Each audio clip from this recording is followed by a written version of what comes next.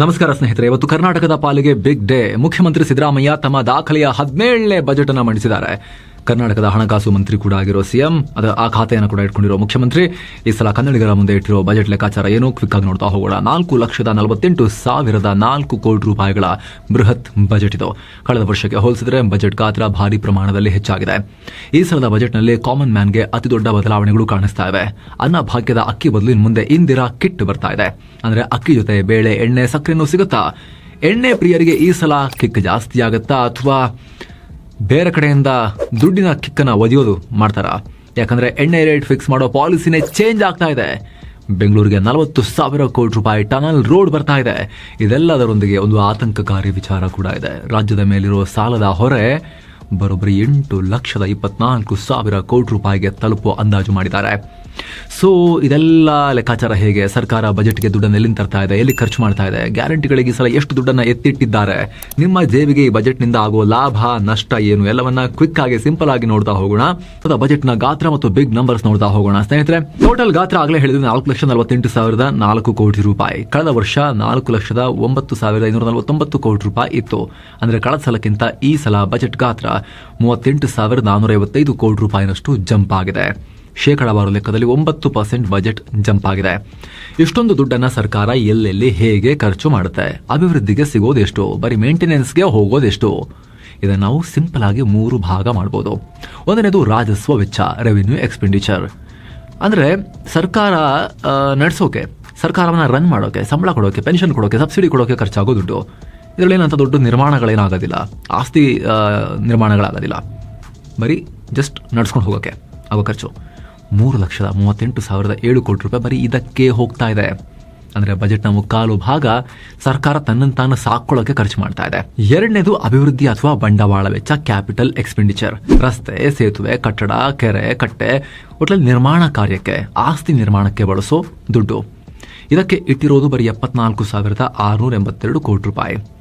ಇನ್ನು ಮೂರನೇದು ತುಂಬಾನೇ ಇಂಪಾರ್ಟೆಂಟ್, ಅದೇ ಸಾಲ ಮರುಪಾವತಿ, ಲೋನ್ ರಿಪೇಮೆಂಟ್. ನಾವು ಮಾಡಿರೋ ಹಳೆ ಸಾಲಕ್ಕೆ ಕಟ್ತಾ ಇರೋ ದುಡ್ಡೇ ಈ ಸಲ 35,316 ಕೋಟಿ ರೂಪಾಯಿ. ಸರಿ, ಈಗ ಯಾರ್ಯಾರಿಗೆ ಎಲ್ಲೆಲ್ಲಿಗೆ ಎಷ್ಟೆಷ್ಟು ದುಡ್ಡು ಅಂತ ನೋಡ್ತಾ ಹೋಗೋಣ. ಕ್ವಿಕ್ ರ್ಯಾಪಿಡ್ ಫೈರ್ ರೌಂಡ್ ನಲ್ಲಿ ಶಿಕ್ಷಣ ಕ್ಷೇತ್ರ ಈ ಸಲನೂ ಹೈಯೆಸ್ಟ್ ಅಲೋಕೇಶನ್ ಎಜುಕೇಶನ್ಗೆ 47,224 ಕೋಟಿ ರೂಪಾಯಿ. ಮಹಿಳಾ ಮತ್ತು ಮಕ್ಕಳ ಕಲ್ಯಾಣ ಸ್ಪೆಷಲ್ ಸ್ಥಾನ ಇದೆ ಈ ಸರ್ಕಾರದಲ್ಲಿ. ಮಹಿಳೆಯರಿಗೆ 34,929 ಕೋಟಿ ರೂಪಾಯಿ. ಇಂಧನ ಇಲಾಖೆ, ಗೃಹ ಜ್ಯೋತಿ ಬೆಳಕು ಕೊಡೋ ಇಂಧನ ಇಲಾಖೆಗೆ 29,947 ಕೋಟಿ ರೂಪಾಯಿ. ಗ್ರಾಮೀಣಾಭಿವೃದ್ಧಿ, ಹಳ್ಳಿಗಳ ಉದ್ಧಾರಕ್ಕೆ 26,559 ಕೋಟಿ ರೂಪಾಯಿ. ಒಳಾಡಳಿತ ಮತ್ತು ಸಾರಿಗೆ, ಪೊಲೀಸ್ ಮತ್ತು ಬಸ್ಸುಗಳಿಗೆ ಸೇರಿ 23,100 ಕೋಟಿ ರೂಪಾಯಿ. ನೆಕ್ಸ್ಟ್ ನೀರಾವರಿ, ರೈತರ ಜಮೀನಿಗೆ ನೀರು ಹರಿಸೋಕೆ 22,436 ಕೋಟಿ ರೂಪಾಯಿ. ನಗರಾಭಿವೃದ್ಧಿ ಮತ್ತು ವಸತಿಗೆ, ಬೆಂಗಳೂರು ಸೇರಿದ ಹಾಗೆ ಸಿಟಿಗಳ ಡೆವಲಪ್ಮೆಂಟ್ಗೆ 22,203 ಕೋಟಿ ರೂಪಾಯಿ. ಕಂದಾಯ ಇಲಾಖೆಗೆ 19,843 ಕೋಟಿ ರೂಪಾಯಿ. ಸಮಾಜ ಕಲ್ಯಾಣಕ್ಕೆ 18,612 ಕೋಟಿ ರೂಪಾಯಿ. ಇನ್ನು ಆರೋಗ್ಯ, ಹೆಲ್ತ್, ಆಸ್ಪತ್ರೆ ಮತ್ತು ಮದ್ದು ಮಾತ್ರೆಗೆ 17,817 ಕೋಟಿ ರೂಪಾಯಿ. ನೆಕ್ಸ್ಟ್ ಕೃಷಿ ಮತ್ತು ತೋಟಗಾರಿಕಾ ಇಲಾಖೆ 8,373 ಕೋಟಿ ರೂಪಾಯಿ. ನೆಕ್ಸ್ಟ್ ಗ್ಯಾರಂಟಿಗಳ ಕಥೆ ಏನಾಯ್ತು? ದುಡ್ಡು ಜಾಸ್ತಿ ಮಾಡಿದಾರ ಅಥವಾ ಕಂಡೀಷನ್ ಹಾಕಿ ಕಟ್ ಮಾಡಿದಾರ? ಅದನ್ನು ಕೂಡ ನೋಡ್ತಾ ಹೋಗೋಣ. ಸರ್ಕಾರದ ಕೈಲಿ ದುಡ್ಡಿಲ್ಲ, ಗ್ಯಾರಂಟಿ ಸ್ಕೀಮ್ ನಿಲ್ಲಿಸ್ಬಿಡ್ತಾರೆ ಅನ್ನೋ ಲೆಕ್ಕಾಚಾರ ಇಲ್ಲತ್ತಲ್ಲ, ಅಥವಾ ಕಂಡೀಷನ್ ಹಾಕ್ತಾರೆ ಅಂತ ಹೇಳಿ. ಆದ್ರೆ ಬಜೆಟ್ ಪುಸ್ತಕ ತೆರೆದಾಗ ಏನ್ ಹೇಳ್ತಾ ಇದೆ? ಅದು 4 ಗ್ಯಾರಂಟಿಗಳು ಸೇಫ್ ಇದೆ ಸದ್ಯಕ್ಕೆ. ಆದ್ರೆ 5ನೇ ಗ್ಯಾರಂಟಿಗೆ ಮಾತ್ರ ಶಾಕ್ ಕೊಟ್ಟಿದ್ದಾರೆ. ಒಂದನ್ನ ಸರ್ಕಾರ ಏನೇ ಗ್ಯಾರಂಟಿ ಕೊಟ್ಟರು ಕೂಡ ನಮ್ಮ ಜೀವನವನ್ನ ಅವ್ರ ಕೈಲಿ ಗ್ಯಾರಂಟಿ ಮಾಡಕ್ಕಾಗಲ್ಲ, ನಾವೇ ಮಾಡ್ಕೋಬೇಕು. ಸ್ನೇಹಿತರೆ, ಜೀವನ ಅನ್ಸರ್ಟನ್, ಅನಿಶ್ಚಿತ, ಯಾವಾಗ ಏನಾಗುತ್ತೆ ಹೇಳಕ್ಕಾಗಲ್ಲ. ಆರೋಗ್ಯದ ಸಮಸ್ಯೆ ಯಾರಿಗೆ ಏನ್ ಬೇಕಾದ್ರೂ ಆಗ್ಬಹುದು. ಒಂದು ಸಣ್ಣ ಸೊಳ್ಳೆ ಕಚ್ಚೋದ್ರಿಂದ ಹಿಡಿದು ಅಪಘಾತ ಆಗೋ ತನಕ ಯಾವಾಗ ಏನಾಗುತ್ತೆ ಹೇಳಕ್ಕಾಗಲ್ವಲ್ಲ. ಅದಕ್ಕೆ ಯಾವಾಗಲೂ ಹೆಲ್ತ್ ಇನ್ಶೂರೆನ್ಸ್ ನ ರಕ್ಷಣೆ ಇರಲೇಬೇಕು ಸ್ನೇಹಿತರೆ. ಈಗಿನ ಕಾಲದಲ್ಲಂತೂ ಮಿನಿಮಮ್ 5 ಲಕ್ಷ 10 ಲಕ್ಷ ರೂಪಾಯಿನ ಕವರೇಜ್, ಅದ್ರ ಮೇಲ್ಗಡೆ 50 ಲಕ್ಷ 1 ಕೋಟಿ ಎಷ್ಟದಾದ್ರೂ ಹೆಲ್ತ್ ಇನ್ಶೂರೆನ್ಸ್ ಕವರೇಜ್ ಮಾಡಿಸ್ಕೋಬಹುದು ನೀವು. ಅವಾಗ ಏನಾಗುತ್ತೆ, ಎಷ್ಟದು ಮಾಡಿಸಿರ್ತೀರಿ ಅಷ್ಟರ ಹಾಸ್ಪಿಟಲ್ ಬಿಲ್ನ ಭಯ ನಿಮಗಿರೋದೇ ಇಲ್ಲ. Best of the best hospitals ಅಲ್ಲಿ, best of the best doctors ಹತ್ರ ವರ್ಲ್ಡ್ ಕ್ಲಾಸ್ ಟ್ರೀಟ್ಮೆಂಟ್ ಅನ್ನ ಪಡಿಬಹುದು ಹೆಲ್ತ್ ಇನ್ಶೂರೆನ್ಸ್ ನಲ್ಲಿ ಫ್ರೀ ಆಗಿ. ಹಾಗೆ ಸ್ನೇಹಿತರೆ, ಟರ್ಮ್ ಇನ್ಶೂರೆನ್ಸ್, ದುಡಿತಾ ಇರೋ ವ್ಯಕ್ತಿಯನ್ನ ಕಳ್ಕೊಂಡ್ರೆ ಫ್ಯಾಮಿಲಿಗೆ ದೊಡ್ಡ ಲಂಸಮ್ ಅಮೌಂಟ್ ಸಿಗೋಕೆ ಅಂತಾನೆ ಇರೋದು. 600-700 ರೂಪಾಯಿಗೆಲ್ಲ 1 ಕೋಟಿ ರೂಪಾಯಿನ ಕವರೇಜ್ ಅನ್ನ ಪಡ್ಕೋಬಹುದು. ಈಗ GST ಕೂಡ 0 ಆಗಿದೆ. ಅತ್ಯಂತ ಅಫೋರ್ಡಬಲ್ ಪ್ರೈಸಸ್ ನಲ್ಲಿ ಇದೆಲ್ಲ ಸಿಗ್ತಾ ಇದೆ. ಮೊದಲಿಗೆ ಮನೆ ಯಜಮಾನಿಯರಿಗೆ 2,000 ರೂಪಾಯಿ ಕೊಡೋ ಈ ಸ್ಕೀಮ್ ಸರ್ಕಾರಕ್ಕೆ ಅತಿ ಹೆಚ್ಚು ಹೊರೆಯನ್ನ ಮಾಡ್ತಿರೋ ಸ್ಕೀಮ್ ಇದು. ಆದ್ರೆ ಈ ಸಲವೂ ಅದಕ್ಕೆ 28,608 ಕೋಟಿ ರೂಪಾಯಿ ಮೀಸಲಿಟ್ಟಿದ್ದಾರೆ. ಒಂದು ಸ್ಕೀಮ್ಗೆ ಆಲ್ಮೋಸ್ಟ್ 30,000 crore rupees ಹೋಗ್ತಾ ಇದೆ. ಕಳೆದ ವರ್ಷದಷ್ಟೇ ಹಣ ಇಲ್ಲೂ ಇದೆ. ನೆಕ್ಸ್ಟ್ ಗೃಹ ಜ್ಯೋತಿ, ಉಚಿತ ಕರೆಂಟ್ ಕೊಡೋ ಈ ಯೋಜನೆಗೆ ಕಳೆದ ಸಲ 10,100 ಕೋಟಿ ರೂಪಾಯಿ ಇತ್ತು. ಈ ಸಲ ಅದನ್ನ ಇನ್ನೂ ಜಾಸ್ತಿ ಮಾಡಿದ್ದಾರೆ. 10,578 ಕೋಟಿ ರೂಪಾಯಿ ಮೀಸಲಿಟ್ಟಿದ್ದಾರೆ. ಶಕ್ತಿ ಯೋಜನೆ, ಹೆಣ್ಮಕ್ಳು ಫ್ರೀಯಾಗಿ ಬಸ್ನಲ್ಲಿ ಓಡಾಡಕ್ಕೆ 5,300 ಕೋಟಿ ರೂಪಾಯಿ ಇಟ್ಟಿದ್ದಾರೆ. ಸೇಮ್ ಲಾಸ್ಟ್ ಇಯರ್ ನಷ್ಟೇ ಮೇಂಟೈನ್ ಮಾಡಿದ್ದಾರೆ. ಅನ್ನಭಾಗ್ಯ, ಅಕ್ಕಿ ಮತ್ತು ಹಣ ಎರಡೂ ಸೇರಿ ಈ ಯೋಜನೆಗೆ 6,200 ಕೋಟಿ ರೂಪಾಯಿ ಇಡಲಾಗಿದೆ. ಲಾಸ್ಟ್ ಟೈಮ್ಗಿಂತ 200 ಕೋಟಿ ರೂಪಾಯಿ ಇಲ್ಲಿ ಕಮ್ಮಿ ಮಾಡಿದ್ದಾರೆ. ನೆಕ್ಸ್ಟ್ 5ನೇ ಗ್ಯಾರಂಟಿ, ಇದೇ ಇರೋದು ಯುವಕರಿಗೆ ಶಾಕ್. ಯುವ ನಿಧಿ, ನಿರುದ್ಯೋಗಿ ಪದವೀಧರರಿಗೆ 3,000 ರೂಪಾಯಿ ಕೊಡ್ತೀವಿ ಅಂತ ಹೇಳಿ ಶುರು ಮಾಡಿದ್ರಲ್ಲ, ಈ ಬಜೆಟ್ ನಲ್ಲಿ 1 ರೂಪಾಯಿನೂ ದುಡ್ಡಿಟ್ಟಿಲ್ಲ. ಅದಕ್ಕೆ ಕಳೆದ ಸಲ 600 ಕೋಟಿ ರೂಪಾಯಿ ಚಿಲ್ಲರೆ ಕಾಸು ಎತ್ತಿಟ್ಟಿದ್ರು. ಆದ್ರೆ ಈ ಸಲ ಬಜೆಟ್ ಭಾಷಣದಲ್ಲಿ ಉಲ್ಲೇಖನೆ ಇಲ್ಲ, ಝೀರೋ ಅಲೋಕೇಶನ್. ಇದರ ಅರ್ಥ ಯುವ ನಿಧಿ ಸ್ಕೀಮ್ ಬಂದಾಯ್ತಾ ಅಥವಾ ಬೇರೆ ಕಡೆಯಿಂದ ದುಡ್ಡನ್ನ ಹೊಂದಿಸ್ತಾರಾ? ಅದಕ್ಕೆ ಸರ್ಕಾರ ಇನ್ನಷ್ಟೇ ಸ್ಪಷ್ಟೀಕರಣ ಕೊಡಬೇಕು. ಸರ್ಕಾರ ಅಫಿಷಿಯಲ್ ಆಗಿ ಹೇಳಿಲ್ಲ ಯೋಜನೆ ಬಂದಂತ. ಓವರ್ ಆಲ್ ಟೋಟಲ್ ಸರ್ಕಾರ ಗ್ಯಾರಂಟಿ ಯೋಜನೆಗಳಿಗೆ ಮೀಸಲಿಟ್ಟಿರೋ ಒಟ್ಟು ಮೊತ್ತ 50,686 ಕೋಟಿ ರೂಪಾಯಿ. ಈ ಪಂಚ ಗ್ಯಾರಂಟಿಗಳಿಗೆ 50,686 ಕೋಟಿ ರೂಪಾಯಿ. Last time ಎಷ್ಟಿಟ್ಟಿದ್ರು? 348 ಕೋಟಿ ರೂಪಾಯಿ ಜಾಸ್ತಿ ಇತ್ತು, ಅಷ್ಟು ಕಮ್ಮಿ ಆಗಿದೆ. 348 ಕ್ರೋರ್ ರುಪೀಸ್ ಈ ಸಲ ಕಮ್ಮಿ ಆಗಿದೆ. ಸೊ ಓವರ್ ಆಲ್ ನೋಡಿದಾಗ ಸರ್ಕಾರ ವರ್ಷ ಗ್ಯಾರಂಟಿಯ ಸೈಜ್ ಅನ್ನ ಜಾಸ್ತಿ ಮಾಡದೆ ಸೇಮ್ ಇಟ್ಕೊಂಡು ಸ್ವಲ್ಪ ಕಮ್ಮಿನೇ ಮಾಡೋಕೆ ಪ್ರಯತ್ನ ಪಡ್ತಿರೋದು ಕಾಣಿಸ್ತಾ ಇದೆ. ಹೀಗಿದ್ರು ಸರ್ಕಾರದ ಬಜೆಟ್ನ ಟೋಟಲ್ ಬಜೆಟ್ನ 11-12% ಕಾಂಗ್ರೆಸ್ ಸರ್ಕಾರ ಕೊಟ್ಟಿರೋ ಈ ಗ್ಯಾರಂಟಿ ಯೋಜನೆಗಳಿಗೆ ರಾಜ್ಯದ ಹಣ ಹೋಗ್ತಾ ಇರೋದು ಕೂಡ ಕ್ಲಿಯರ್ ಕಟ್ ಆಗಿ ಈ ಡಾಕ್ಯುಮೆಂಟ್ ಅಲ್ಲಿ ಬಜೆಟ್ ಅಲ್ಲಿ ಕಾಣಿಸ್ತಾ ಇದೆ. ಓಕೆ, ನೆಕ್ಸ್ಟ್ ಸರ್ಕಾರದ ಇನ್ಕಮ್ ಎಲ್ಲಿಂದ, ದುಡ್ಡು ಎಲ್ಲಿಂದ ಬರ್ತಾ ಇದೆ ಸರ್ಕಾರಕ್ಕೆ, ಅದನ್ನ ಕೂಡ ನೋಡೋಣ. ಮದ್ಯ ಪ್ರಿಯರಿಗೆ ಸರ್ಕಾರ ಹೊಸ ಶಾಕ್ ಕೊಟ್ಟಿದೆ. ಬರೀ ರೇಟ್ ಜಾಸ್ತಿ ಮಾಡಿ ಶಾಕ್ ಕೊಟ್ಟಿರೋದು ಮಾತ್ರ ಅಲ್ಲ, ಮೊದಲಿಗೆ ಇಡೀ ಈ ಎಣ್ಣೆಯ ಸಿಸ್ಟಮ್ ಅನ್ನೇ ಚೇಂಜ್ ಮಾಡಿದ್ದಾರೆ. ಏಪ್ರಿಲ್ 1, 2026 ಕರ್ನಾಟಕದಲ್ಲಿ ಹೊಸ ಮದ್ಯ ನೀತಿ, ನ್ಯೂ ಲಿಕ್ಕರ್ ಪಾಲಿಸಿ ಜಾರಿ ಬರ್ತಾ ಇದೆ. ಇದರಲ್ಲಿ ಮೇಜರ್ ಚೇಂಜಸ್ ಏನ್ ಗೊತ್ತಾ? ಇನ್ ಮುಂದೆ ಮದ್ಯದ ಬೆಲೆಯನ್ನ ಸರ್ಕಾರ ಫಿಕ್ಸ್ ಮಾಡಲ್ಲ. ನೀವು ಕೇಳ್ತಿರೋದು ನಿಜ, ಮದ್ಯದ ಬೆಲೆ ನಿರ್ಧಾರ ಮಾಡೋ ಅಧಿಕಾರವನ್ನ ಸರ್ಕಾರ ಈಗ ಮದ್ಯ ಉತ್ಪಾದಕರಿಗೇನೆ ಬಿಟ್ಕೊಡ್ತಾ ಇದೆ. ಮಾರ್ಕೆಟ್ ಡಿಮಾಂಡ್ ನೋಡಿಕೊಂಡು ಕಂಪನಿಗಳೇ ರೇಟ್ ಫಿಕ್ಸ್ ಮಾಡಬಹುದು. ಎರಡನೇದು, ಟ್ಯಾಕ್ಸ್ ಹಾಕೋ ಪದ್ಧತಿ ಚೇಂಜ್ ಆಗ್ತಿದೆ. ಇನ್ನು ಮುಂದೆ ಆಲ್ಕೋಹಾಲ್ ಕಾಂಟೆಂಟ್ ಆಧಾರದ ಮೇಲೆ ತೆರಿಗೆ ಹಾಕ್ತಾರೆ. ಯಾವ ಎಣ್ಣೆಯಲ್ಲಿ ಕಿಕ್ ಜಾಸ್ತಿ ಇರುತ್ತೋ ಅದಕ್ಕೆ ಟ್ಯಾಕ್ಸ್ ಜಾಸ್ತಿ. ಲೈಟ್ ಕಿಕ್ ಇದ್ರೆ ಟ್ಯಾಕ್ಸು ಲೈಟೇ. ಇದು ಜಾಗತಿಕ ಮಟ್ಟದ ಗೋಲ್ಡ್ ಸ್ಟ್ಯಾಂಡರ್ಡ್, ನಾವು ಫಾಲೋ ಮಾಡ್ತೀವಿ ಅಂತ ಸರ್ಕಾರ ಹೇಳ್ತಾ ಇದೆ. ಮೂರನೇದು, ಬಿಯರ್ ಪ್ರಿಯರಿಗೆ ಒಂದು ಸುದ್ದಿ ಇದೆ. ಬಿಯರ್ ಬಾಟಲ್ ಮೇಲೆ ಮುಂದೆ ಸಕ್ಕರೆ ಅಂಶ ಎಷ್ಟಿದೆ ಅಂತ ಪ್ರಿಂಟ್ ಮಾಡೋದು ಕಡ್ಡಾಯ ಅಲ್ಲ ಅಂತ ಆ ರೂಲ್ಸ್ನ ತೆಗೆದು ಹಾಕಿದ್ದಾರೆ. ಹಾಗೆ ಡಿಸ್ಟಿಲರಿಗಳು 24 ಗಂಟೆನೂ ಕೆಲಸ ಮಾಡೋಕೆ ಪರ್ಮಿಷನ್ ಕೊಟ್ಟಿದ್ದಾರೆ. ಒಟ್ಟಾರೆ ಸರ್ಕಾರ ಈ ವರ್ಷ ಮದ್ಯದಿಂದ, ನಶಾಜೀವಿಗಳಿಂದ ಟೋಟಲ್ ನೋಡಿ, ಸ್ಕ್ರೀನ್ ಮೇಲೆ ನೋಡಿ, ಇಷ್ಟು ಹಣವನ್ನ ಕಲೆಕ್ಟ್ ಮಾಡೋಕೆ ಪ್ಲಾನ್ ಮಾಡ್ಕೊಂಡಿದೆ. ಉಳಿದಂತೆ ಬೇರೆ ತೆರಿಗೆಗಳ ವಿಚಾರಕ್ಕೆ ಬರೋದಾದ್ರೆ, ವಾಣಿಜ್ಯ ತೆರಿಗೆ ಇಲಾಖೆಗೆ ಈ ವರ್ಷ 1,25,000 ಕೋಟಿ ರೂಪಾಯಿ ಕಲೆಕ್ಟ್ ಮಾಡಿ ಅನ್ನೋ ಟಾರ್ಗೆಟ್ ಕೊಟ್ಟಿದ್ದಾರೆ. ಸಾರಿಗೆ ಇಲಾಖೆಗೆ 15,500 ಕೋಟಿ ರೂಪಾಯಿ ಟಾರ್ಗೆಟ್ ಕೊಡಲಾಗಿದೆ. ನೋಂದಣಿ ಮತ್ತು ಮುದ್ರಾಂಕ ಇಲಾಖೆಗೆ 29,000 ಕೋಟಿ ರೂಪಾಯಿ ಟಾರ್ಗೆಟ್ ಇದೆ. ಸರ್ಕಾರಕ್ಕೆ ಆದಾಯ ಬೇಕೇ ಬೇಕು, ಟಾರ್ಗೆಟ್ ಕೊಟ್ಟಿದ್ದಾರೆ. ಸರ್ಕಾರ ಒಂದು ಅರ್ಥ ಮಾಡ್ಕೋಬೇಕು, ರಾಜ್ಯದಲ್ಲಿ ಉದ್ಯೋಗ ಸೃಷ್ಟಿಗೆ, ಈಸ್ ಆಫ್ ಡೂಯಿಂಗ್ ಬಿಸ್ನೆಸ್ಗೆ ಕೆಲಸ ಮಾಡದೆ ಬರೀ ಟಾರ್ಗೆಟ್ ಕೊಟ್ಟರೆ ನಿಮ್ಮ ಅಧಿಕಾರಿಗಳು ಬಂದು ಹರಾಸ್ಮೆಂಟ್ ಕೊಡ್ತಾರೆ. ಒಟ್ಟಲ್ಲಿ ಎಲ್ಲಿನಾರ ಗೆಬರಬೇಕು ಅಂತ ಬರ್ತಾರೆ, ಉಗುರು ಬಿಟ್ಕೊಂಡು ಗೆಬರಕ್ಕೆ ಬರ್ತಾರೆ. ರಾಜ್ಯದಲ್ಲಿ ರೆವೆನ್ಯೂ ಚೆನ್ನಾಗಿ ಆಗಬೇಕು, ಟ್ಯಾಕ್ಸ್ ಕಲೆಕ್ಷನ್ ಚೆನ್ನಾಗಿ ಆಗಬೇಕು ಅಂದ್ರೆ ಉದ್ಯಮಗಳು ಚೆನ್ನಾಗಿ ಬೆಳಬೇಕು. ರಾಜ್ಯದಲ್ಲಿ ಹೆಚ್ಚೆಚ್ಚು ಉದ್ಯಮಗಳಲ್ಲಿ ಬರಬೇಕು ಬಿಸ್ನೆಸ್ ಮಾಡೋಕ್ಕೆ. ಈಸ್ ಆಫ್ ಡೂಯಿಂಗ್ ಬಿಸ್ನೆಸ್ ಚೆನ್ನಾಗಿ ಆಗಬೇಕು, ಹರಾಸ್ಮೆಂಟ್ ಕಮ್ಮಿ ಆಗಬೇಕು. ಜೊತೆಗೆ ಮೂಲ ಸೌಕರ್ಯ ಕೂಡ ತುಂಬಾ ಚೆನ್ನಾಗಿ ಮಾಡಿಕೊಡ್ಬೇಕು. ಅದಕ್ಕೆಲ್ಲ ಪೂರಕವಾಗಿ ಉದ್ಯಮ ಸ್ನೇಹಿ ವಾತಾವರಣ ಕೊಡಬೇಕು.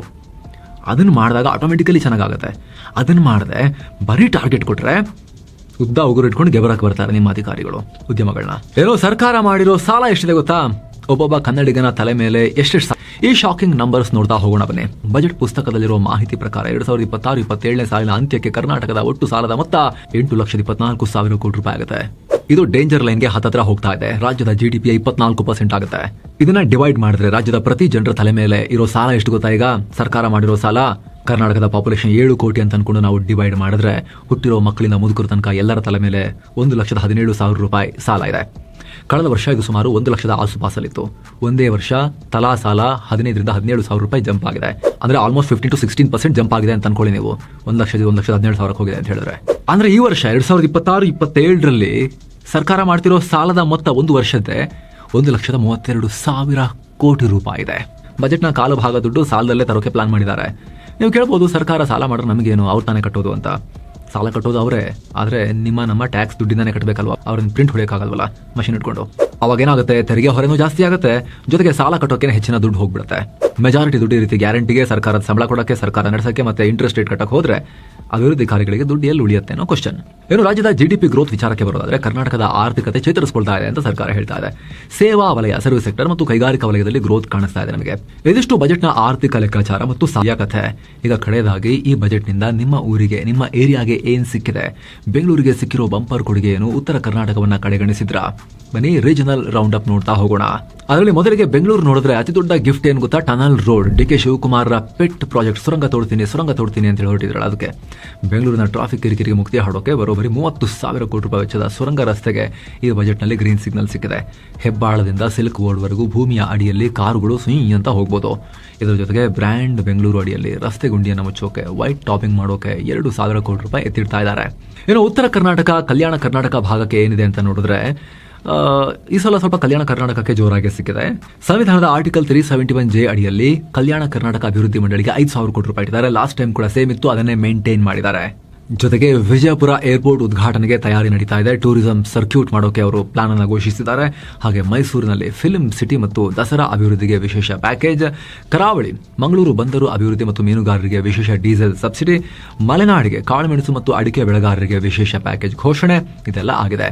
ಒಟ್ಟಲ್ಲಿ ಬೆಂಗಳೂರಿಗೆ ಸಿಂಹ ಪಾಲು ಸಿಕ್ಕಿದ್ರೆ, ಯಾಕಂದ್ರೆ ಅದೇ ಸಿಂಹ ಕೊಡುಗೆಯನ್ನು ಕೂಡ ಕೊಡ್ತಿರೋದ್ರಿಂದ ಸಿಂಹ ಪಾಲದಕ್ಕೆ ಸಿಕ್ಕಿದೆ. ಉಳಿದ ಭಾಗಗಳಿಗೆ ನ್ಯಾಯಯುತ ಪಾಲು ಸಿಕ್ಕಿದೆ ಅಂತ ಸರ್ಕಾರ ಹೇಳ್ತಾ ಇದೆ.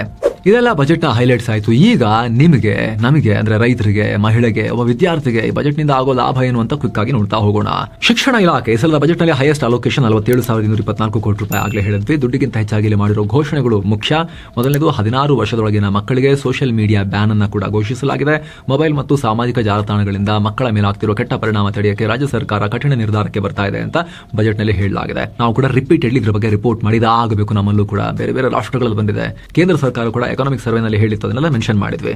ಕರ್ನಾಟಕ ಸರ್ಕಾರ ಹೆಜ್ಜೆ ಇಡೋಕೆ ಮುಂದಾಗಿದೆ. ಅದು ಹೇಗೆ ಇಂಪ್ಲಿಮೆಂಟ್ ಮಾಡ್ತಾರೆ ನೋಡೋಣ. ವೆರಿ ಗುಡ್ ಇನಿಷಿಯೇಷನ್, ಬೇಗ ಬರಬೇಕಿದು.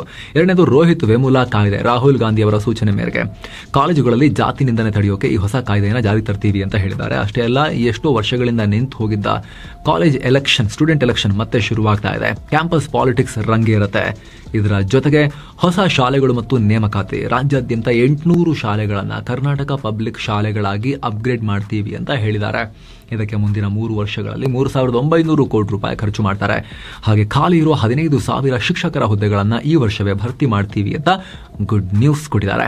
ಇನ್ನು free books and digital library. 1 ರಿಂದ 12ನೇ ಕ್ಲಾಸ್ ಮಕ್ಕಳಿಗೆ ಮೌಲ್ಯ ಶಿಕ್ಷಣ, ವ್ಯಾಲ್ಯೂ ಎಜುಕೇಶನ್ ಪುಸ್ತಕ ಫ್ರೀಯಾಗಿ ಕೊಡ್ತೀವಿ ಅಂತ ಹೇಳಿದ್ದಾರೆ. ಅದರಲ್ಲಿ ವ್ಯಾಲ್ಯೂ ಎಜುಕೇಶನ್ ನಲ್ಲಿ ಏನೆಲ್ಲ ಅಂಶಗಳಿರುತ್ತೆ, ಯಾವೆಲ್ಲ ಸೋರ್ಸ್ ಬುಕ್ಗಳಿಂದ ತಂದದಕ್ಕೆ ಆ್ಯಡ್ ಮಾಡ್ತಾರೆ, ಅದು ಕೂಡ ತುಂಬಾ ಜನ ಕಣ್ಣಿಟ್ಟು ನೋಡ್ತಾ ಇರ್ತಾರೆ. ಅದ್ರ ಮೇಲೆ ನೋಡ್ಬೇಕೇನಾಗುತ್ತೆ ಅಂತ. ಇನ್ನು PUC ಮಕ್ಕಳಿಗೂ ಟೆಕ್ಸ್ಟ್ ಬುಕ್ಸ್ ಫ್ರೀ.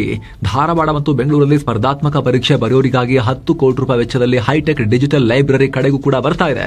ಹಾಗೆ ವಿದ್ಯಾರ್ಥಿಗಳ ಮಾನಸಿಕ ಒತ್ತಡ ಕಮ್ಮಿ ಮಾಡೋಕೆ 204 ಕಡೆಗಳಲ್ಲಿ ಮಾನಸಿಕ ಆರೋಗ್ಯ ಸಲಹೆಗಾರರನ್ನ ನೇಮಕ ಮಾಡ್ತೀವಿ ಅಂತ ಹೇಳಿದ್ದಾರೆ. ಹಾಗೆ ಹೈಟೆಕ್ ಶಿಕ್ಷಣಕ್ಕೆ ಸಂಬಂಧಪಟ್ಟಂತೆ IIT ಧಾರವಾಡ ಜೊತೆ ಸೇರಿ 8 ರಿಂದ 12ನೇ ಕ್ಲಾಸ್ ಮಕ್ಕಳಿಗೆ AI ಟ್ರೈನಿಂಗ್ ಕೊಡೋಕೆ 5 ಕೋಟಿ ರೂಪಾಯಿ ಮೀಸಲಿಟ್ಟಿದ್ದಾರೆ. ಕಾಲೇಜುಗಳ ಉನ್ನತೀಕರಣಕ್ಕೆ ADB ಏಷ್ಯನ್ ಡೆವಲಪ್ಮೆಂಟ್ ಬ್ಯಾಂಕ್ ನೆರವಿನಿಂದ 2,500 ಕೋಟಿ ರೂಪಾಯಿ ವೆಚ್ಚದ ಕರ್ನಾಟಕ ಉನ್ನತ ಶಿಕ್ಷಣ ಪರಿವರ್ತನಾ ಯೋಜನೆ ಜಾರಿ ಮಾಡ್ತೀವಿ ಅಂತ ಹೇಳಿದ್ದಾರೆ. 40 ಡಿಗ್ರಿ ಕಾಲೇಜು, 11 ಪಾಲಿಟೆಕ್ನಿಕ್ ಕಾಲೇಜುಗಳು ಮಾದರಿ ಸಂಸ್ಥೆಗಳಾಗಿ ಡೆವಲಪ್ ಮಾಡ್ತೀವಿ ಅಂತ ಹೇಳಿದ್ದಾರೆ. ಹಾಗೆ ಸ್ಟಾರ್ಟ್ಅಪ್ ಕಲ್ಚರ್ ಬೆಳೆಸೋಕೆ 9 ಕಡೆ ಸೆಂಟರ್ ಆಫ್ ಎಕ್ಸಲೆನ್ಸ್ ಸ್ಥಾಪನೆ. ಇದೆಲ್ಲ ಆಗುತ್ತೆ ಅನ್ನೋ ಘೋಷಣೆ ಮಾಡಲಾಗಿದೆ. ಇನ್ನು ಒಟ್ಟಾರೆ ಕೃಷಿ ಇಲಾಖೆಗೆ ಈ ವರ್ಷ 8,373 ಕೋಟಿ ರೂಪಾಯಿ ಮೀಸಲಿಡಲಾಗಿದೆ. ಹಾಗಾದ್ರೆ ರೈತರಿಗೆ ಸಿಕ್ಕಿರೋ ಹೊಸ ಯೋಜನೆಗಳೇನೇನು? ಹಾಗಾದ್ರೆ ಇದರಲ್ಲಿ ವಸುಧಾಮೃತ ಮತ್ತು ರೋಗ ನಿಯಂತ್ರಣ ಅಂತ ಭೂಮಿಯ ಆರೋಗ್ಯ ಕಾಪಾಡೋಕೆ ಇದನ್ನ ಘೋಷಿಸಲಾಗಿದೆ. ವಸುಧಾಮೃತ ಅಂತ ಮಲೆನಾಡು ಮತ್ತು ಕರಾವಳಿ ಭಾಗದ ಅಡಿಕೆ ಮತ್ತು ತೆಂಗು ಬೆಳೆಗಾರರಿಗೆ ಕಾಡ್ತಿರೋ ರೋಗ ತಡೆಯೋಕೆ 10 ಕೋಟಿ ರೂಪಾಯಿ ಸ್ಪೆಷಲ್ ಪ್ಯಾಕೇಜ್ ಅನ್ನು ಕೂಡ ಘೋಷಿಸಿದ್ದಾರೆ. ಇನ್ನು ಸಾಲ ಭಾಗ್ಯ, ಅನ್ನದಾತರಿಗೆ ಈ ವರ್ಷ 28,000 ಕೋಟಿ ರೂಪಾಯಿ ಸಾಲ ವಿತರಿಸುವ ಟಾರ್ಗೆಟ್ ಸರ್ಕಾರ ಹಾಕೊಂಡಿದೆ. ಇದು ಬರೋಬ್ಬರಿ 37 ಲಕ್ಷ ರೈತರಿಗೆ ಸಿಗುತ್ತೆ ಅಂತ ಹೇಳಿದ್ದಾರೆ. ಬೆಳೆ ವಿಮೆ, ಇದರಡಿಯಲ್ಲಿ 11 ಲಕ್ಷ ರೈತರಿಗೆ 2,378 ಕೋಟಿ ರೂಪಾಯಿ ಪರಿಹಾರ ಕೊಡಲಾಗಿದೆ. ಇದು ಕಂಟಿನ್ಯೂ ಆಗುತ್ತೆ. ಇನ್ನು ತೋಟಗಾರಿಕಾ ಬೆಳೆಗಳಿಗೆ ವಿಶೇಷವಾಗಿ 2.23 ಲಕ್ಷ ಹೆಕ್ಟೇರ್ ಪ್ರದೇಶಕ್ಕೆ ಹನಿ ನೀರಾವರಿ ಡ್ರಿಪ್ ಇರಿಗೇಷನ್ ಸೌಲಭ್ಯ ಭರವಸೆ ಕೊಟ್ಟಿದ್ದಾರೆ. ಇನ್ನು ಸಾವಯವ, ಮಂಡ್ಯದ ಪಾಂಡವಪುರವನ್ನ ಸಾವಯವ ಕೃಷಿ ತಾಲೂಕು ಅಂತ ಘೋಷಣೆ ಮಾಡಿದ್ದಾರೆ. ಇತ್ತ ಬೆಳಗಾವಿಯ ಅಥಣಿಯಲ್ಲಿ 211 ಎಕರೆ ಜಾಗದಲ್ಲಿ ಹೊಸ ಕೃಷಿ ಕಾಲೇಜ್ ಕ್ಯಾಂಪಸ್ ಅನ್ನ ನಿರ್ಮಾಣ ಮಾಡ್ತೀವಿ ಅಂತ ಹೇಳಿದ್ದಾರೆ. ಹಾಗೆ ಕೋಲಾರದಲ್ಲಿ ರೈತರಿಗೆ ಸಹಾಯ ಆಗೋಕೆ ರೈತ ಮಾಲ್ ಮತ್ತು ಕಾಲ್ ಸೆಂಟರ್ ಮಾಡ್ತಿದ್ದಾರೆ. ವಿಶೇಷ ಅಂದ್ರೆ ಇದಕ್ಕೆ AI ಟಚ್ ಕೊಡ್ತಾರಂತೆ. ಹೇಗೆ ನೋಡ್ಬೇಕಿನ್ನು. ಏನೋ ಮೀನುಗಾರರಿಗೆ ಒಂದು ಸಿಹಿ ಸುದ್ದಿ ಇದೆ. ಮೀನುಗಾರಿಕಾ ಕಿಟ್ ಖರೀದಿಗೆ ಸರ್ಕಾರ ಕೊಡ್ತಾ ಇದ್ದ ಸಹಾಯಧನವನ್ನ 10,000 ರೂಪಾಯಿನಿಂದ 20,000 ರೂಪಾಯಿಗೆ ಡಬಲ್ ಮಾಡಿದ್ದಾರೆ.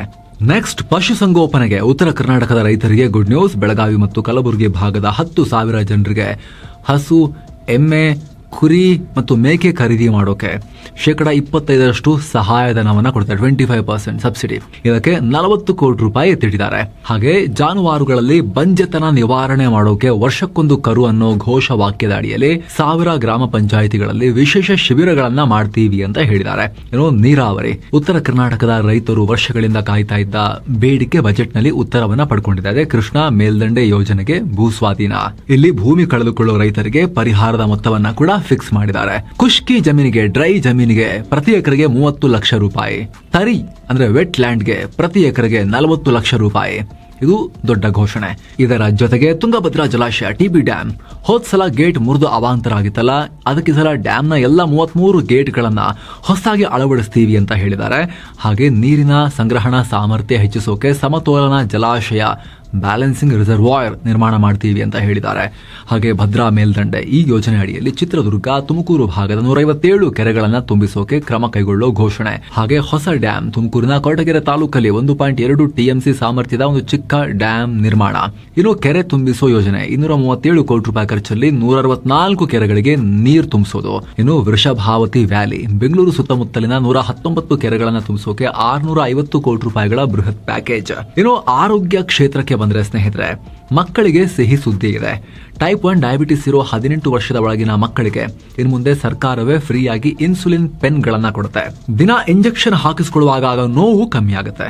ಇನ್ಸುಲಿನ್ ಪೆನ್ಗಳಲ್ಲಿ ಅದರ ಇಂಟೆನ್ಸಿಟಿ ಮತ್ತು ಅದರ ಚುಚ್ಚುವಿಕೆ ಸ್ವಲ್ಪ ಕಮ್ಮಿ ಇರುತ್ತೆ ಪಾಪ ಮಕ್ಕಳಿಗೆ.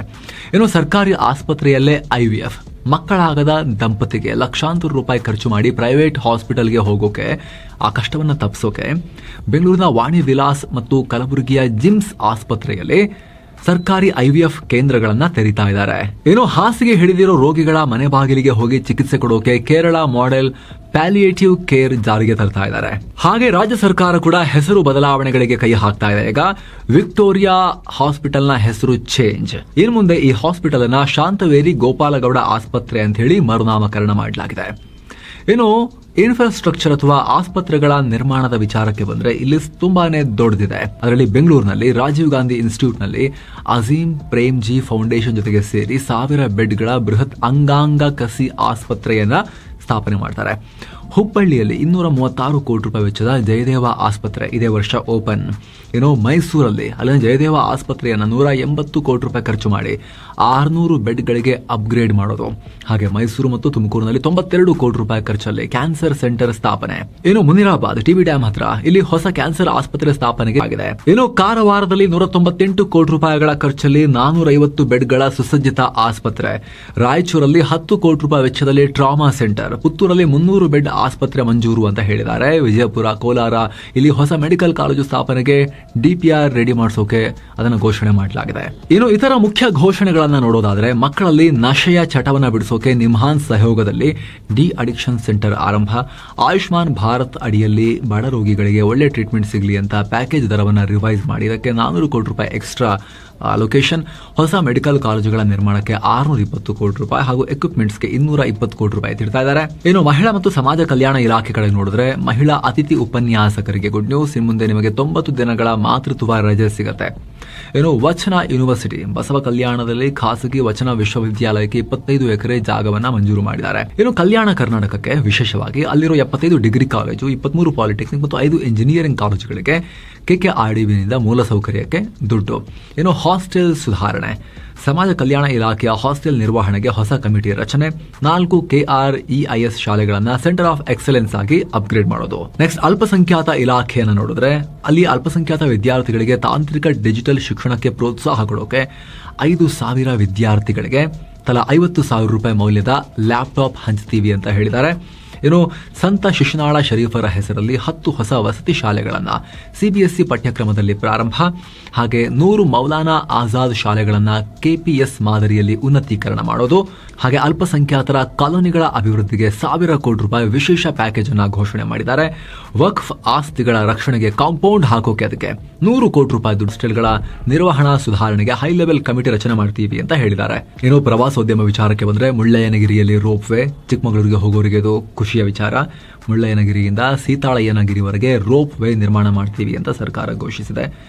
ಹಾಗೆ ಕೊಪ್ಪಳದ ಅಂಜನಾದ್ರಿ ಬೆಟ್ಟದ ಸಮಗ್ರ ಅಭಿವೃದ್ಧಿಗೆ ಬರೋಬ್ಬರಿ 100 ಕೋಟಿ ರೂಪಾಯಿ ಮೀಸಲು. ಹಾಗೆ ಅಡ್ವೆಂಚರ್ ಟೂರಿಸಂನಲ್ಲಿ ಇನ್ನು ಮುಂದೆ ಕರ್ನಾಟಕದಲ್ಲೂ ಕೂಡ seaplane, heli taxi, river cruise, joy ರೈಡ್ಗಳನ್ನು ಎಂಜಾಯ್ ಮಾಡೋಕೆ ಇದೆಲ್ಲ ಮಾಡ್ತೀವಿ ಅಂತ ಹೇಳಿದ್ದಾರೆ. ಇನ್ನು ಗದಗ, ಕಪ್ಪತ್ತಗುಡ್ಡ, ಲಕ್ಕುಂಡಿ ಏರಿಯಾವನ್ನು ಪ್ರವಾಸೋದ್ಯಮ ಸರ್ಕ್ಯೂಟ್ ಆಗಿ ಡೆವಲಪ್ ಮಾಡ್ತೀವಿ ಅನ್ನೋ ಘೋಷಣೆಯಾಗಿದೆ.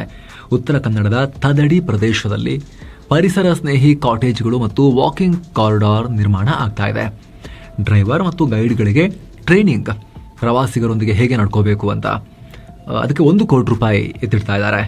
ಇನ್ನು ಕ್ರೀಡಾ ಇಲಾಖೆಯಿಂದ 2 ಪ್ರಮುಖ ಸ್ಪಾಟ್ಗಳನ್ನು ಅನೌನ್ಸ್ ಮಾಡಿದ್ದಾರೆ. ಬೆಂಗಳೂರಲ್ಲಿ ಹೆಸರುಘಟ್ಟ ಕೆರೆಯಲ್ಲಿ ಕಯಾಕಿಂಗ್ ಸೆಂಟರ್ ಓಪನ್ ಮಾಡ್ತೀವಿ ಅಂತ ಹೇಳಿದ್ದಾರೆ ವಾಟರ್ ಸ್ಪೋರ್ಟ್ಸ್ಗೆ. ಇನ್ನು ಮೈಸೂರಲ್ಲಿ ದತ್ತಗಳ್ಳಿಯಲ್ಲಿ ಸೈಕ್ಲಿಂಗ್ ಆಗಿ ವೆಲೋಡ್ರೋಮ್ ನಿರ್ಮಾಣ ಮಾಡ್ತೀವಿ ಅಂತ ಹೇಳಿದ್ದಾರೆ. ಏನು ಸರ್ಕಾರದ ಎಲ್ಲಾ ಖರ್ಚಿಗೆ ದುಡ್ಡೆಲ್ಲಿಂದ ಬರುತ್ತೆ ಅಂತ ಹೇಳಿ 1 ರೂಪಾಯಿ ಲೆಕ್ಕದಲ್ಲಿ ನಾವು ನೋಡೋದಾದ್ರೆ ಸರ್ಕಾರದ ಖಜಾನೆಗೆ ದುಡ್ಡು ಬರೋದು ಹೋಗೋದು ಎಲ್ಲಿಗೆ ಅಂತ ಹೇಳಿ ಪೈ ಚಾರ್ಟ್ ನೋಡೋಣ ನಾವೀಗ. 1 ರೂಪಾಯಿನ ಪೈಸೆಗಳಲ್ಲಿ ಕಟ್ ಮಾಡಿ ನೋಡ್ದಂಗೆ ಸರ್ಕಾರದ ಆದಾಯದ ಮೇಜರ್ ಸೋರ್ಸ್ ಅಂದ್ರೆ ಸ್ನೇಹಿತರೆ ನಿಮ್ಮ ತೆರಿಗೆ ಹಣ, ರಾಜ್ಯದ ಸ್ವಂತ ತೆರಿಗೆ, ಸ್ಟೇಟ್ ಓನ್ ಟ್ಯಾಕ್ಸ್, ನಾವು ಕಟ್ಟೋ GST, ಸ್ಟೇಟ್ ಪಾಲು, ಪೆಟ್ರೋಲ್ ಸೆಸ್, ಮದ್ಯದ ಮೇಲಿನ ಟ್ಯಾಕ್ಸ್, ಇದೇ ಸರ್ಕಾರಕ್ಕೆ ಅತಿ ದೊಡ್ಡ ಆದಾಯ. ಬರೋಬ್ಬರಿ 49 ಪೈಸೆ ಇಲ್ಲಿಂದಲೇ ಬರುತ್ತೆ. ರಾಜ್ಯ ತೆರಿಗೆಯೇತರ ರಾಜಸ್ವದಿಂದ 4 ಪೈಸೆ ಬರುತ್ತೆ. ಸಾಲ, ಇದು ಸ್ವಲ್ಪ ಆತಂಕದ ವಿಚಾರ. ಸರ್ಕಾರದ ಆದಾಯದ 29 ಪೈಸೆ ಸಾಲದಿಂದಲೇ ಬರ್ತಾ ಇದೆ. ಅಂದ್ರೆ ಬಜೆಟ್ನ ಸುಮಾರು 30% ದುಡ್ಡು ಸಾಲದಲ್ಲಿ ನಡೀತಾ ಇದೆ. ಇನ್ನು ಕೇಂದ್ರದ ಪಾಲು, ಕೇಂದ್ರ ಸರ್ಕಾರದಿಂದ ರಾಜ್ಯಕ್ಕೆ ತೆರಿಗೆ ಪಾಲಿನ ರೂಪದಲ್ಲಿ 14 ಪೈಸೆ ಬರ್ತಾ ಇದೆ. ಇನ್ನು ಕೇಂದ್ರ ಸರ್ಕಾರದ ಅನುದಾನ, ಸಹಾಯ ಅನುದಾನ 4 ಪೈಸೆ ಬರ್ತಾ ಇದೆ 1 ರೂಪಾಯಿನಲ್ಲಿ, ಅಂದ್ರೆ 4%. ಹಾಗಾದ್ರೆ ರೂಪಾಯಿ ಹೋಗೋದು ಎಲ್ಲಿಗೆ ಅಂತ ನಾವು ನೋಡಿದ್ರೆ ಬಂದ ದುಡ್ಡಲ್ಲಿ ಅಭಿವೃದ್ಧಿಗೆ ಸಿಗೋದು ಕಮ್ಮಿನೇ. ಸಾಲ ಮರುಪಾವತಿಗೆ ಇಲ್ಲಿ ಆಗಲೇ ಹೇಳಿದ ಹಾಗೆ ಪೈಸೆಗಳ ಲೆಕ್ಕದಲ್ಲಿ ಪರ್ಸೆಂಟೇಜ್ ನೋಡಿದ್ರೆ 20% ಅಥವಾ 20 ಪೈಸೆ ಸಾಲ ತೀರ್ಸೋಕೆ ಹೋಗ್ತಾ ಇದೆ. ಇತರ ಸಾಮಾನ್ಯ ಸೇವೆ ಅಂದ್ರೆ ಸಂಬಳ, ಪಿಂಚಣಿ, ಇದಕ್ಕೆಲ್ಲ 18 ಪೈಸೆ ಹೋಗ್ತಾ ಇದೆ, 18%. ಏನೋ ಸಮಾಜ ಕಲ್ಯಾಣ ಇಲಾಖೆಗೆ 15 ಪೈಸೆ, 15%. ಇನ್ನು ಆರ್ಥಿಕ ಸೇವೆಗಳಿಗೆ 14 ಪೈಸೆ ಅಥವಾ 14% ಅಂತ ಅನ್ಕೊಳ್ಳಿ. ಇನ್ನು ಕೃಷಿ, ನೀರಾವರಿ, ಗ್ರಾಮೀಣಾಭಿವೃದ್ಧಿ ಎಲ್ಲ ಸೇರಿಬಿಟ್ಟು 13 ಪೈಸೆ ಪ್ರತಿ ರೂಪಾಯಿಲೆ ಅಥವಾ 13% ಅಂತ ಅನ್ಕೊಳ್ಳಿ. ಶಿಕ್ಷಣಕ್ಕೆ 10 ಪೈಸೆ ಅಥವಾ 10% ಅಂತ ಅನ್ಕೊಳ್ಳಿ. ಆರೋಗ್ಯಕ್ಕೆ 4 ಪೈಸೆ ಅಥವಾ 4% ಅಂತ ಅನ್ಕೊಳ್ಳಿ. ನೀರು ಪೂರೈಕೆ ಮತ್ತು ನೈರ್ಮಲ್ಯಕ್ಕೆ ಬರೀ 3 ಪೈಸೆ ಅಥವಾ 3% ಅಂತ ಅನ್ಕೊಳ್ಳಿ. ಇತರ ಸಾಮಾಜಿಕ ಸೇವೆಗಳಿಗೂ ಕೂಡ ಅಷ್ಟೇ 3 ಪೈಸೆ ಅಥವಾ 3%. ಇನ್ನು ಆರಂಭದಲ್ಲಿ ಹೇಳಿದ್ವಿ ಟ್ಯಾಕ್ಸ್ ಕಲೆಕ್ಷನ್ಗೆ ಭರ್ಜರಿ ಟಾರ್ಗೆಟ್ ಕೊಟ್ಟಿದ್ದಾರೆ ಅಂತ. ಯಾರ್ಯಾರಿಗೆ ಎಷ್ಟು ಕೊಟ್ಟಿದ್ದಾರೆ ಅಂತ ನೋಡೋಣ. ವಾಣಿಜ್ಯ ತೆರಿಗೆ ಇಲಾಖೆಗೆ 1,25,000 ಕೋಟಿ ರೂಪಾಯಿ ಕಲೆಕ್ಟ್ ಆಗಬೇಕು ಅನ್ನೋ ಟಾರ್ಗೆಟ್ ಇದೆ. ಅಬಕಾರಿ, ಮದ್ಯಪ್ರಿಯರಿಂದ 45,000 ಕೋಟಿ ರೂಪಾಯಿ ದುಡ್ಡು ಕೊಡಿ ಅಂತ ಹೇಳಿ ಕೇಳ್ತಾ ಇದೆ ಸರ್ಕಾರ. ನೋಂದಣಿ ಮತ್ತು ಮುದ್ರಾಂಕ 29,000 ಕೋಟಿ ರೂಪಾಯಿ ಆಸ್ತಿ ನೋಂದಣಿಯಿಂದ ಬರೋ ನಿರೀಕ್ಷೆ ಇದೆ. ಮೋಟಾರು ವಾಹನ ತೆರಿಗೆ, ವಾಹನಗಳ ಟ್ಯಾಕ್ಸ್ನಲ್ಲಿ 15,500 ಕೋಟಿ ರೂಪಾಯಿ ಆದಾಯದ ಟಾರ್ಗೆಟ್ ಇದೆ. ಇನ್ನು ರಾಜ್ಯದ ಆರ್ಥಿಕ ಪರಿಸ್ಥಿತಿ, ಎಕಾನಮಿ ಬಗ್ಗೆ ನೋಡೋದಾದ್ರೆ GDP ಬೆಳವಣಿಗೆ ದರ ಸ್ವಲ್ಪ ಸ್ಲೋ ಆಗಿದೆ. ಕರ್ನಾಟಕ ಬಹಳ ಜೋರಾಗಿ 9% ಮೇಲ್ಗಡೆ ಗ್ರೋ ಆಗ್ತಾ ಇತ್ತು. ನಿಮಗೆ 2024-25ನಲ್ಲಿ ಸ್ನೇಹಿತರೆ 9.4% ರೇಟ್ನಲ್ಲಿ ಗ್ರೋತ್ ಆಗಿತ್ತು. ಆದರೆ ಈ ಸಲ 8.1% ಅಂತ ಹೇಳಿದ್ದಾರೆ. ದೊಡ್ಡ ಕುಸಿತ ಇಲ್ಲಿ ಆಗಿದೆ. ಆದ್ರೂ ಕೂಡ ಸ್ಟಿಲ್ ಕರ್ನಾಟಕ ಶ್ರೀಮಂತ ರಾಜ್ಯವಾಗಿರೋದ್ರಿಂದ ದೇಶದ ಉಳಿದ ರಾಜ್ಯಗಳಿಗೆ ಕಂಪೇರ್ ಮಾಡಿದ್ರೆ, ಸುಮಾರು ರಾಜ್ಯಗಳಿಗೆ ಕಂಪೇರ್ ಮಾಡಿದ್ರೆ ನ್ಯಾಷನಲ್ ಆವರೇಜ್ಗಿಂತ 7.4ಗಿಂತ ಜಾಸ್ತಿ ಇದೆ. ಆದರೆ ಈ ಹಿಂದಿನ ಪರ್ಫಾರ್ಮೆನ್ಸ್ಗಿಂತ ಡೌನ್ ಆಗಿದೆ, ದೊಡ್ಡ ಕುಸಿತ ಉಂಟಾಗಿದೆ ಇಲ್ಲಿ. ಇನ್ನು ಇದರಲ್ಲಿ ಅತಿ ಹೆಚ್ಚು ಗ್ರೋತ್ ಕಂಡಿರೋದು ಯಾವುದು? ಕೃಷಿ ವಲಯ. ಉತ್ತಮ ಮಳೆಯಾಗಿರೋದ್ರಿಂದ ಕೃಷಿ ಕ್ಷೇತ್ರ 9.1% ಬೆಳವಣಿಗೆ ಕಂಡಿದೆ. ಕೈಗಾರಿಕೆ 6.7%, ಸೇವಾ ವಲಯ 8.1% ಗ್ರೋ ಆಗಿದೆ. ಸೊ ಫ್ರೆಂಡ್ಸ್, ಇದಾಗಿತ್ತು ಬಜೆಟ್ ಅನ್ನ ಕ್ರಿಸ್ಪ್ ಆಗಿ ತಲುಪಿಸುವ ಪ್ರಯತ್ನ. ಕಡೆದಾಗಿ ಸ್ನೇಹಿತರೆ ಕ್ವಿಕ್ ರಿಮೈಂಡರ್, ಆಗಲೇ ಹೇಳಿದ ಟರ್ಮ್ ಮತ್ತು ಹೆಲ್ತ್ ಇನ್ಶೂರೆನ್ಸ್ ನಲ್ಲಿ ಆಸಕ್ತಿ ಇರೋರು ನಿಮ್ಮ ಫ್ಯಾಮಿಲಿಯ ಆರ್ಥಿಕ ಭದ್ರತೆ ಮತ್ತು ಆರೋಗ್ಯದ ಭದ್ರತೆಯನ್ನ ಗ್ಯಾರಂಟಿ ಮಾಡಿಕೊಳ್ಳೋಕೆ ವಿಡಿಯೋ ಕೆಳಗಡೆ ಡಿಸ್ಕ್ರಿಪ್ಷನ್ ಮತ್ತು ಪಿನ್ ಮಾಡಿರೋ ಕಾಮೆಂಟ್ ನಲ್ಲಿರೋ ಲಿಂಕ್ ಅನ್ನ ಮಿಸ್ ಇಲ್ಲದೆ ಚೆಕ್ ಮಾಡಿ. ಮತ್ತೆ ಭೇಟಿ ಆಗ್ತಿರೋಣ. ನಮಸ್ತೆ. ಮೌಲಾನಾ ಆಜಾದ್ ಶಾಲೆಗಳಿಗೆ ಹೈಟೆಕ್ ಟಚ್ ಕೊಡ್ತೀವಿ ಅಂತ ಹೇಳಿದ್ದಾರೆ. ಏನೋ ಗ್ರಾಮೀಣಾಭಿವೃದ್ಧಿ, ಗ್ರಾಮೀಣ ರಸ್ತೆಗಳ ಸಮಗ್ರ ಅಭಿವೃದ್ಧಿಗಾಗಿ ADB ನೆರವಿನೊಂದಿಗೆ 5,190 ಕೋಟಿ ರೂಪಾಯಿ ಮೊತ್ತದ ಪ್ರಗತಿ ಪಥ ಯೋಜನೆ. ಅದರಲ್ಲಿ ಈ ವರ್ಷ 500 ಕೋಟಿ ರೂಪಾಯಿ ಖರ್ಚು ಮಾಡೋ ಗುರಿ.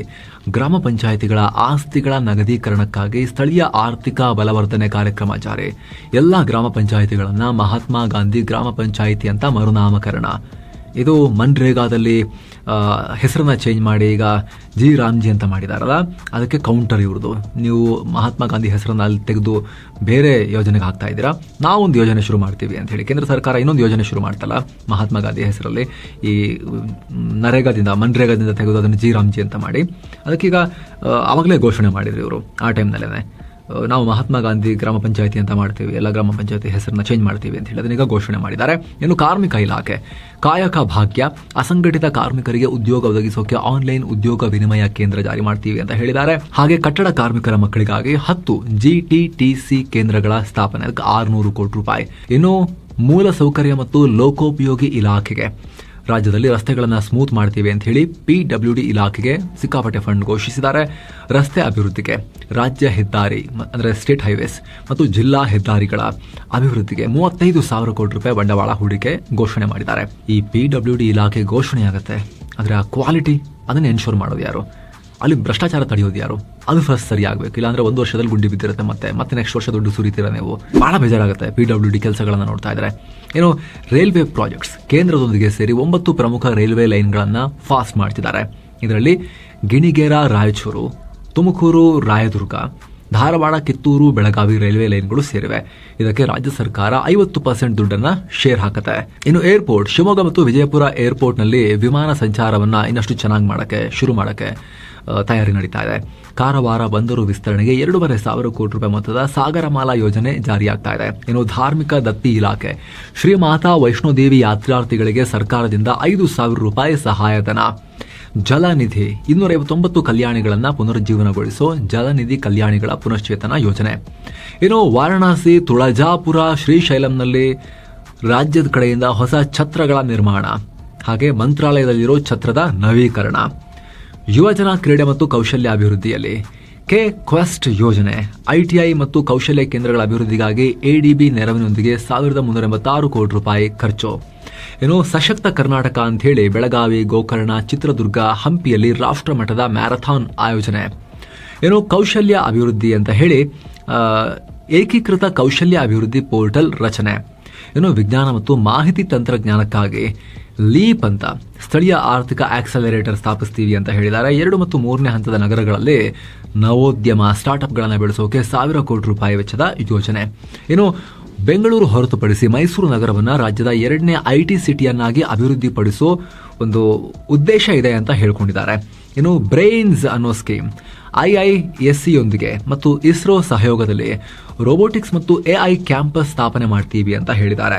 ಇನ್ನು ಸಮಾಜ ಕಲ್ಯಾಣ ಮತ್ತು ಹಿಂದುಳಿದ ವರ್ಗಗಳ ಇಲಾಖೆಗೆ ಬಂದ್ರೆ SC, ST, OBC ವಿದ್ಯಾರ್ಥಿಗಳಿಗೆ KCET, JEE, ನೀಟ್ ಕೋಚಿಂಗ್ ಕೊಡೋಕೆ 5 ಕೋಟಿ ರೂಪಾಯಿ ವೆಚ್ಚದಲ್ಲಿ 4 KREIS ಶಾಲೆಗಳನ್ನ ಸೆಂಟರ್ ಆಫ್ ಎಕ್ಸಲೆನ್ಸ್ ಮಾಡ್ತೀವಿ ಅಂತ ಹೇಳಿದ್ದಾರೆ. 8